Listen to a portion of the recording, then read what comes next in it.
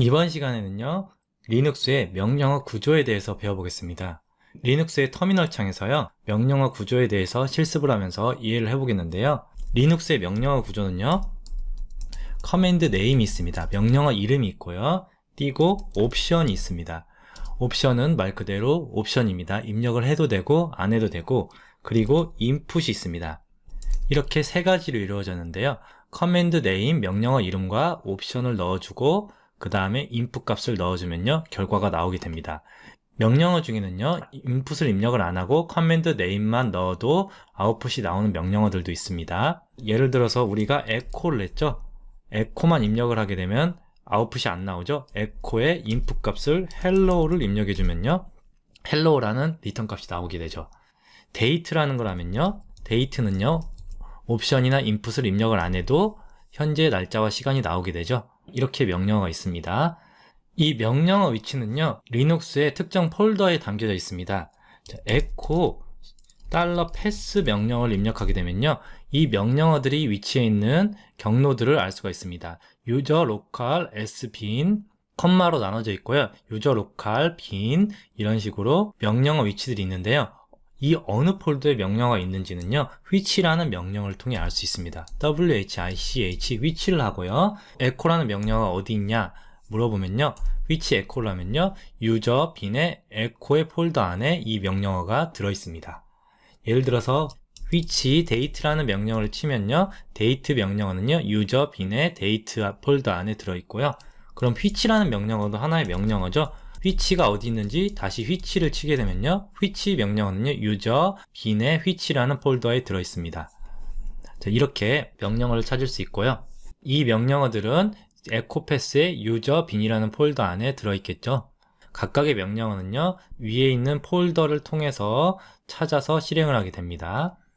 예를 들어서 다른 명령어를 한번 쳐보겠습니다. 칼이라는 걸 치면요, 캘린더 명령어인데요, 엔터를 치면요, 현재 캘린더 명령어가 설치가 안 되어 있다고 하죠. 아래에 sudo apt install nk를 쳐서요, 캘린더 명령어를 설치를 해줍니다.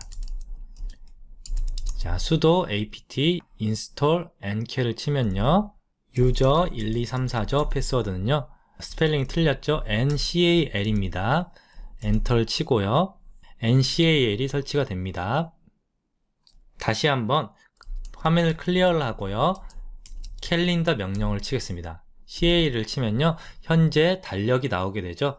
현재 달력이 나오는데 뒤에 인풋 값이 없이 명령어만을 통해서 결과를 보여줬습니다. 그러면요, 인풋 값을 한번 줘보겠습니다. 캘린더를 하는데요, 이번에는요, 2022년이라고 해보겠습니다. 2022라는 인풋을 주면요, 2022년 전체 달력이 나옵니다.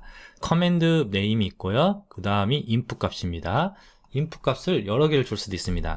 캘을 하고요, 08을 하고 2022라고 하면요, 2022년 8월 달에 달력이 나오게 되죠. 이렇게 인풋 값을 두 개를 줄 수도 있고요. 이번에는요, 캘린더를 하는데 띄고요, -y, 마이너스는 옵션의 의미입니다. -y를 하면요, 현재 연도에 대한 전체 캘린더가 나옵니다. 예를 들어서요, -y가 있고 -t가 있고요, -a가 있으면요, 마이너스를 여러 번 줄 필요 없이 마이너스 한 번만 하고 yta로 해서 옵션을 줄 수도 있습니다. 현재 t와 a라는 옵션 없기 때문에 에러가 나올 겁니다. 이렇게 옵션을 줄 수도 있고요. 예를 들어서 date를 하고요, 옵션을 -u를 하면요, UTC라는 타임이 나오죠. 그냥 데이트를 했을 때는 현재 KST라는 한국 시간이 나옵니다. -U 한 글자는요, 축약된 네임입니다. 축약된 네임은 쇼펌이라고 하는데 쇼펌이 아니라 전체 이름을 쓸 수도 있습니다. 데이트 마이너스를 두 번 하고요, 유니버셜이라고 하면요, 유니버셜 타임이 나오게 됩니다. 똑같이 UCT로 보이게 되죠. 이렇게 -u라고 할 수도 있고, 전체 네임인 마이너스 두 번의 유니버셜이라고 플레임을 할 수도 있습니다. 그리고요, 명령어는요, 대소문자를 구별합니다. 그냥 데이트를 하면요, 데이트 값이 나오는데요, 앞에 대문자를 해서요, 데이트를 하게 되면은 명령어가 인식하지 않습니다. DAT 뒤에 E를 대문자로 해도요, 명령어가 인식하지 않습니다. 대소문자를 구별하고요. 그리고 데이트 -u를 하면요, UTC 타임이 나오는데요, 자, 옵션에 소문자 u가 아닌 대문자 u를 치면요, 인식하지 않습니다. 화면을 클리어하고요. 캘린더 명령어를 통해서 명령어 구조에 대해서 한 번 더 배워보겠습니다. CL은 명령어 이름이죠. 커맨드 네임이고요. 그 다음에 옵션은요. 마이너스 대문자 A를 하게 되면 애프터 약자입니다. 이 옵션에 대한 값을 줄 수가 있습니다. 2를 하면요. 한 달 뒤를 의미하는 겁니다. 그 다음 인풋 값은요. 082022. 캘린더는 명령어고 A는 옵션이고요. 옵션에 대한 값이고 그 다음 인풋 값이 2022년 8월을 줬습니다. 엔터를 누르게 되면요. 8월에 한 달 뒤까지 보여주게 되는 겁니다. 커서 키를 위로 올려서요. 이번에는요. A가 아니라 B를 하면요.